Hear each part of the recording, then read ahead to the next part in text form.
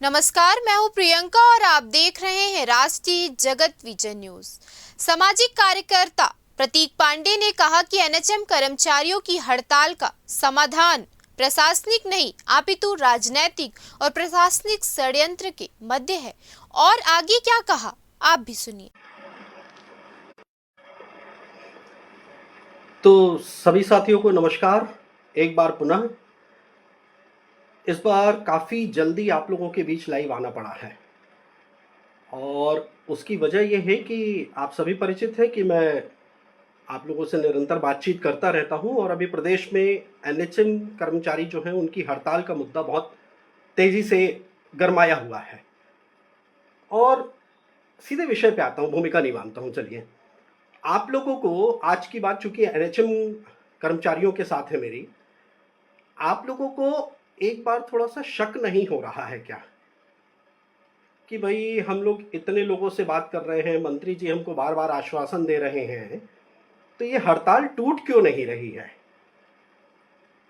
ऐसा भाई क्या हो रहा है कि ये हड़ताल टूट ही नहीं पा रही है, जबकि मंत्री जी कहते हैं मैं आज मीडिया के सामने घोषणा कर दूंगा, प्रशासन को बता दिया गया, सब चीज़ें हो गई, क्यों गतिरोध बरकरार है? क्यों शिक्षा कर्मियों की जो हमारे एनएचएम कर्मी हैं उनकी जो मांग होती है उस पर सहमति होती है, लेकिन स्वास्थ्य सचिव जो हैं वो दूसरा पत्र जारी कर देते हैं।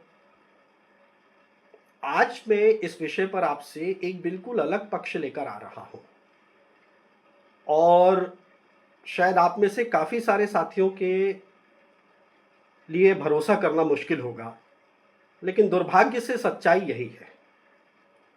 और मैं इसीलिए मान रहा हूं कि जो एनएचएम कर्मियों की जो हड़ताल है, वो आप लोग बार बार सोच रहे हैं कि हम अपनी रणनीति बदलेंगे तो इससे सरकार पे दबाव होगा, हम ये करेंगे तो उससे सरकार पे दबाव पड़ेगा, हम ये करेंगे तो इससे सरकार शायद संवेदनशीलता से निर्णय ले। तो आज मैं आपको एक बड़ा निराशा भरा स्टेटमेंट तो नहीं दे रहा हूं, लेकिन शायद ये एक उम्मीद भरा स्टेटमेंट है कि आप लोगों की हड़ताल का जो रास्ता है ना, वो आपकी रणनीति में नहीं छुपा है। वो आप लोगों की हड़ताल समाप्त होने का रास्ता कहीं ना कहीं प्रशासनिक और राजनीतिक परतों के अंदर दबा हुआ है। और वो कैसे? आइए शुरू करते हैं बात। विषय ये है कि अमित कटारिया साहब ने आदेश निकाला। मैं जब से अमित कटारिया साहब का आदेश पढ़ा था, मैंने 2-3 पोस्ट डाली, लेकिन मेरी हर पोस्ट में ना एक शंका रहती थी कि कटारिया साहब ऐसे कैसे हो गए। कटारिया साहब, क्योंकि मैं व्यक्तिगत तौर पे जितना जानता हूँ और वो सारी चीज़ें हैं मसले, तो मुझे भरोसा नहीं हो रहा था। तो पिछले कुछ दिनों में मैंने इसकी तह पर जाने की कोशिश की कि कटारिया साहब ऐसे क्यों हो गए हैं। और मैं आज आपको एक कहानी सुनाने वाला हूँ, 10 दोस्तों की कहानी। अब एनएचएम कर्मी हमारे साथी बोलेंगे 10 दोस्तों की कहानी क्या है? तो अभी मैं सिर्फ इतना ही कहूंगा, आप इस कहानी को सुनते जाइए, आपको समझ में आ जाएगा कि एनएचएम कर्मियों की हड़ताल कहां फंस रही है और क्यों नहीं टूट पा रही है। तो जब अमित कटारिया साहब की बात आई, अमित कटारिया साहब ने आदेश निकाला, मेरे लिए बड़ा आश्चर्य था। मैंने कहा भी कि रोम जल रहा है और नीरव बंसी बजा रहा है। मेरे लिए, मैं वो लाइन कहते समय ना, मेरा मन बहुत भारी था, क्योंकि मैं कटारिया साहब इस समय आपसे भी कह रहा हूं ये बात, यदि आप सुन रहे हैं तो पता नहीं, कि मेरा मन सच में भारी था आपके लिए लाइन कहते हुए, क्योंकि मुझे खुद भरोसा नहीं था उस लाइन को कहते समय कि आप ऐसा कर सकते हैं। ये मेरे लिए अविश्वसनीय है। तो आपने आदेश निकाला और आप ऑफिस से चले गए छुट्टी पर, और फिर प्रदेश में जो हड़ताल है वो और तेज हो गई। तो मसला एनएचएम के कर्मियों से मेरा कहना है कि साथियों, मामला ऐसा है कि कटारिया साहब ने आदेश निकाला, प्रियंका शुक्ला जी की जो भी भूमिका थी, प्रियंका शुक्ला जी अपने व्यक्तिगत कारणों से अपने जो काम है वो अपने अधीनस्थों से करवाना पसंद करती हैं। थोड़ा बहुत शायद उन्होंने कटारिया साहब को भी गलत फीड किया, और चूंकि कटारिया साहब की बहुत ज़्यादा इच्छा नहीं थी हेल्थ विभाग में आने की, क्योंकि हेल्थ विभाग हम सब जान रहे हैं कि किस बुरी स्थिति से गुजर रहा था। बल्कि मुझे तो अभी बीच में जानकारी मिली कि शायद प्रियंका शुक्ला जी को भी हटाकर एक सज्जन है, नाम मेरे पास है लेकिन लेने का कोई अर्थ नहीं है, वो उनको हटाकर वहां पर डायरेक्टर आने का प्रयास कर रहे हैं, क्योंकि उनको इस अकूत धन दौलत के विषय में पता है और प्रदेश में जिस हिसाब से भ्रष्टाचार चल रहा है तो उनके लिए सबसे अच्छी पोस्टिंग है और इस हेतु वो प्रयासरत है। और इसी संदर्भ में कटारिया साहब की व्यक्तिगत तौर पे बहुत इच्छा नहीं थी कि मैं हेल्थ में जाऊं, लेकिन चूंकि यहाँ इतनी गड़बड़ी थी, कोई नियंत्रण नहीं था, तो कटारिया साहब को जबरदस्ती यहाँ पर भेज दिया गया। अब कहानी क्या होती है, यहाँ भेज तो दिया गया, हड़ताल हो गई, लेकिन अब इस बीच में होता यह है कि कटारिया साहब के पास ये हड़ताली आते हैं, कटारिया साहब बात सुनते हैं, उनकी बातों पर सहमति भी दर्ज करते हैं कि हाँ मैं सहमत भी हूं। और लेकिन इसके साथ में ये होता है कि बीच में कहीं ना कहीं एक छोटा सा ईगो क्लैश आ जाता है और एनएचएम की हड़ताल टूटने के पीछे ये ईगो क्लैश नहीं है। मैं इसमें फिर मंत्री जी से भी चूंकि मेरे पास जानकारी जो आई है, ईगो क्लैश कहीं नहीं है, ईगो क्लैश एक बहुत छोटा सा है जिसका समाधान हो जाता। असली प्रॉब्लम कहाँ फंसी, अब वो विषय आ रहा हूं। एनएचएम कर्मियों की हड़ताल की कहानी जो छुपी हुई है वो आज से लगभग 12 साल पहले की छुपी हुई है और वो कहानी आप आश्चर्य में पड़ गए कि एनएचएम कर्मचारियों की हड़ताल और 12 साल पहले की कहानी, तो वो है 10 दोस्तों की कहानी है, जिसमें से 10 दोस्त में से बाकी 6-7 दोस्त तो नेटवर्क में हैं, लेकिन प्रमुख कहानी 2 से 3 दोस्तों के बीच है। और ये 10 दोस्त कौन है? पहला नाम सर्वश्री और सर्व आईएएस अवनीश शरण, पहला नाम। दूसरा यशवंत कुमार, तीसरा एस प्रकाश, चौथा अब्दुल कैसर हक, पांचवा नाम मुकेश बंसल, छठवां नाम ओपी चौधरी, सातवां नाम अमित कटारिया, आठवां नाम रजत कुमार, नौवां नाम सौरभ कुमार और 10वां नाम दीपक सोनी। ये 10 नाम आप लोगों ने बहुत ध्यान से सुन लिए। अब जैसा कि दोस्तों में होता है, दोस्तों में क्या होता है, दोस्ती रहती है, ठीक है, हो सकता है उसमें से 10 में से 2 की अच्छी दोस्ती हो, 4 की अच्छी दोस्ती हो, और इसके और भी तमाम साथी इस कहानियों में जुड़े हुए हैं, जिनमें हमारे रायपुर कलेक्टर गौरव साहब भी हैं। अब उनकी तो एक अलग कहानी है, उस पर हम लोग अलग से बात करेंगे गौरव साहब पे, वो क्या कर रहे हैं। तो इस तरह से और छोटे छोटे बहुत सारे नाम हैं इस कहानी में। एनएचएम कर्मी आश्चर्य में है कि क्या होने वाला है, सुनते जाइए। तो ये जो 10 दोस्तों की कहानी है, हुआ ये कि अमित कटारिया साहब जब रायगढ़ कलेक्टर बने तो अमित कटारिया साहब का विजन बहुत क्लियर है, शुरू से ही स्पष्ट है, बिल्कुल काम करना है, बेईमानी कुछ नहीं। जिस तरह से आज लूट रहे हैं ना हमारे आईएएस प्रदेश को, कम से कम मुझे पता है कि वो एक व्यक्ति ऐसे हैं जो इस तरह के नहीं हैं। और बाकी जो अफवाहें हैं उनके बारे में मैं उन अफवाहों की बात नहीं करता हूं, क्योंकि अफवाहें तमाम होती है। मेरे बारे में भी 10 लोग कह रहे हैं अभी एनएचएम हड़ताल के समय में, तो अफवाहों को छोड़ दीजिए, जो निगेटिव लोग हैं निगेटिव रहेंगे।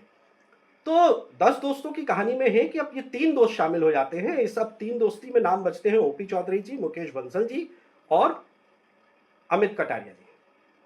तो जब अमित कटारिया साहब कलेक्टर रहते हैं रायगढ़ के, 2011 से शायद 2013 के बीच के आसपास की बात होगी, तो यहां पर कलेक्टर होते हुए उन्होंने रायगढ़ का बहुत एक बड़ा डेवलपमेंट प्लान तैयार किया था, नया रायगढ़ बनाने के लिए। उसमें एयरपोर्ट वगैरह सब चीजें थी, और उनके इस काम को अतिक्रमण तोड़ने से लेकर तमाम चीजें जनता ने बहुत सराहा।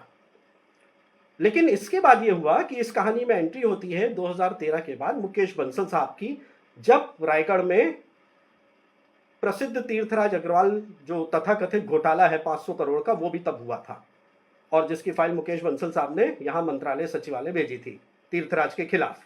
वो मसला मेरी फाइल में अभी तक जिंदा है, नहीं छोड़ूंगा। तो खैर, तो अमित कटारिया साहब के बाद मुकेश बंसल साहब आते हैं, और अचानक क्या होता है इन 2 दोस्तों के बीच में। हालांकि मुकेश बंसल जो है वो 2005 बैच है और अमित कटारिया जो है वो 1 साल सीनियर बैच 2004 बैच के। तो इनको ऐसा लगा कि यार शायद, मतलब जो सार्वजनिक है, मैं देखिए मैं कोई अपनी तरफ से कहानी नहीं बना रहा हूं, सिर्फ जो तथ्य इधर उधर रखे हुए थे मैं उनको जोड़ रहा हूं। इनमें से हर तथ्य अलग अलग व्यक्तियों को पता है, मैं तो उसकी कड़ी को साथ में लाकर आपके सामने प्रस्तुत कर रहा हूं, एक पूरा समरी जो है। तो कटारिया जी के जाने के बाद रायगढ़ में मुकेश बंसल जी को ये लगा कि साहब यार ये इतना ज़्यादा नाम है, मैं जो भी काम करने जाता हूँ तो लोग बोलते हैं अमित कटारिया करके गए। हाँ, अमित कटारिया का ये प्लान था, वो प्लान था। और इसका शिकार सबसे पहला ये बना, तमाम कामों के साथ जो 80 फीट की सड़कें थी वो 40 फीट की हो गई। एनएचएम कर्मी निराश मत होइए, अभी आपकी स्टोरी आ रही है। मैं इसलिए थोड़ा सा आपसे धैर्य रखने के लिए कहूँगा, आपको इस स्टोरी से कनेक्ट होना बहुत ज़रूरी है। एनएचएम हड़ताल क्यों नहीं टूट रही है? तो लोग, बंसल जी को ये लगा, मुकेश बंसल जी को, कि साहब यार हर जगह तो अमित कटारिया है, मेरा नाम कैसे होगा? तो एक स्वाभाविक नेगेटिविटी होती है। मतलब जब आप पॉजिटिव चीज़ों को ख़त्म नहीं कर सकते हैं तो उसका एक ही तरीका है, निगेटिविटी। और आप ये रायगढ़ में किसी से भी पूछ सकते हैं, इसको प्रमाणित कर सकते हैं। तो मुकेश बंसल जी ने अमित कटारिया साहब के सारे काम को करना बंद करवा दिया वहां पर। और इसमें एक चीज समझिए, एक खतरा ये भी था कि जिंदल, नवीन जिंदल जी का जो एयरपोर्ट था, क्योंकि अमित कटारिया जी के एयरपोर्ट वहां बनवाने से नवीन जिंदल के एयरपोर्ट का भार बहुत कम होने वाला था, ट्रैफिक कम होने वाला था, जो भी था, भले वो जो थोड़ा बहुत था वो भी कम होने वाला था। तो कटारिया, अमित कटारिया जी के एयरपोर्ट के प्लान को भी मुकेश बंसल जी ने समाप्त कर दिया। और यहां से शुरू हुआ जो दरार आना, वो है, अब शायद लोग मेरी कहानी को जोड़ना शुरू कर रहे होंगे एनएचएम की हड़ताल से। और उसके बाद कहानी क्या हुई कि कटारिया साहब भी दिल्ली चले गए, मुकेश बंसल जी भी दिल्ली चले गए, तमाम महासर लौट कर आए, और तब तक पूरी फिल्म की तस्वीर बदलती है। और 2005 बैच जो है वो वित्त मंत्री के रूप में प्रदेश के सबसे, मैं ओपी चौधरी को प्रदेश का सबसे बड़ा अधिक आदमी बनाऊंगा। यहां से फिल्म की कहानी फिर शुरू हो जाती है। हमारे जिस भी साथी को यदि ये पूरी कहानियां सुनना है, तो चूंकि फेसबुक का 30 दिन का जो डिलीशन पॉलिसी है उसके कारण वीडियो डिलीट हो जाते हैं, तो आप मेरे पेज पे स्क्रॉल करके जाएंगे तो मेरे फेसबुक, यूट्यूब चैनल का, एक्चुअली उसमें कोई सब्सक्राइबर नहीं है, बस वो स्टोरेज एक है, आप उस यूट्यूब चैनल राष्ट्रपति के नाम से है, उसमें आप जाकर पहली स्टोरी से आप देख लीजिए, आपको प्रदेश की पूरी कहानियां समझ में आ जाएगी चल क्या रहा है। तो फिर ये हुआ कि कहानी बदली और प्रदेश के सबसे बड़े व्यक्ति बन गए ओपी चौधरी जी। और ओपी चौधरी जी के आने के बाद ये हुआ कि 2005 बैच पूरे प्रशासन को अपने कब्जे में ले लिया। अब जो मैंने 10 नाम लिए हैं, आप उनमें एक एक को छानबीन करते जाइए कौन कहां पर है और या कहां पर था। और जब से मैंने ये अप्रैल से वीडियो बनाने शुरू किए हैं, तब से प्रशासन में बहुत कुछ आंतरिक तौर पे बदलाव भी हुए। तो ये सारी कहानियां उस तरह की है। तो अब ये हुआ कि 2005 बैच प्रमुखता में आ गया, और करप्शन की हालत क्या हुई ये आप सब जानते हैं। मैंने पिछले वीडियोस में भी कहा है कि पर्टिकुलरली आदेश निकले, मेरी आज भी बहुत सारे साथियों से बात हो रही थी दिन भर, पर्टिकुलरली आदेश निकले कि संघ और भाजपा के लोगों के काम नहीं करने हैं, मौखिक काम, जो भी काम जा रहे हैं रुक रहे हैं। और एक सूत्री वाक्य कहा जा रहा है, जिससे भी बात करो, यदि काम करवाना है तो ओपी चौधरी जी से पूछ कर आओ, ओपी चौधरी कहेंगे तो हम काम करेंगे, और ओपी चौधरी नहीं कहेंगे तो हम काम नहीं करेंगे। ओपी चौधरी जी, फिर आप बोलोगे यार मैं आपको लपेट रहा हूं, लेकिन मैं क्या करूं, आप हर कहानी से जुड़ जाते हो, तो मेरी क्या गलती है भाई, आप मुझे माफ कर दो। लेकिन मैं तो, आप भी जानते हो मैं आदत से बाज नहीं आ रहा, जैसे आप नहीं आते हो वैसे मैं नहीं आता हूं। आपको मुख्यमंत्री बनना है, और खैर वो अच्छी बात है, आप बनिए, लेकिन मुझे तो लोगों को बताना है कि हकीकत क्या है, जो प्रदेश को लूट रहे हैं सब लोग मिलकर, मुझे तो वो हकीकत सामने लानी है। तो आपसे माफी ओपी चौधरी जी, और कहानी को आगे बढ़ाते हैं। तो फिर जब ये 2005 बैच डोमिनेंट पोजीशन में आ गया, तो इस बीच में स्वास्थ्य विभाग भी उसी तरह से चल रहा था। इस बीच में एंट्री हो गई अमित कटारिया साहब की। अब 2005 बैच के जो 2 प्रमुख लोग थे, या 3 प्रमुख लोग मैं कहूं, अब एनएचएम कर्मी, अब अपनी बात आप सुन लीजिए कि कहानी अटक कहां रही है। 2005 बैच के या 10 दोस्तों में से जो प्रमुख दोस्त थे, ओपी चौधरी जी, मुकेश बंसल जी और रजत कुमार जी। ओपी चौधरी वित्त मंत्री, प्रदेश के सबसे बड़े आदमी, मुकेश बंसल वित्त सचिव, प्रदेश के सबसे ताकतवर व्यक्ति, और इसके बाद रजत कुमार जीएडी। रजत कुमार जी का तो अभी वो मैं देख रहा था, आज एक न्यूज आई है, शायद जो बिग बॉस वाला प्रकरण है उसमें भी नाम आ गया है रजत कुमार जी का। तो खैर डाइवर्ट नहीं होंगे, एनएचएम कर्मियों का ध्यान रख रहे हैं, नहीं तो आज मेरे पास बहुत कुछ, बहुत बढ़िया बढ़िया बातें हैं, मैं डाइवर्ट नहीं होऊंगा। तो जब ये बैच यहां पर आ गया, तो 2005 बैच के जो वित्त सचिव है मुकेश बंसल जी को भी ये लगा कि भाई जो व्यक्ति इतना अच्छा काम कर रहा था रायगढ़ में, जिसके कामों को मैंने खत्म किया, इसके और भी अलग अलग कारण हो सकते हैं, तो भाई उस व्यक्ति को आपने बैठा दिया हेल्थ जैसे प्रमुख विभाग में, जो कि सारी चीजों को नियंत्रित कर रहा है और जो कि ईमानदारी से काम कर रहा है। तो भाई ये तो गड़बड़ हो गया। तो जब एनएचएम कर्मियों का आंदोलन शुरू हुआ तो अब बात कहां आई?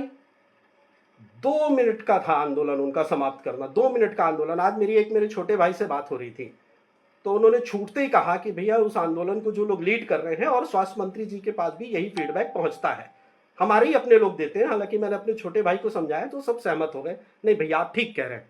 तो स्वास्थ्य मंत्री जी के पास भी वही फीडबैक पहुंचा कि भैया इसको कम्युनिस्ट और कांग्रेस के लोग लीड कर रहे हैं।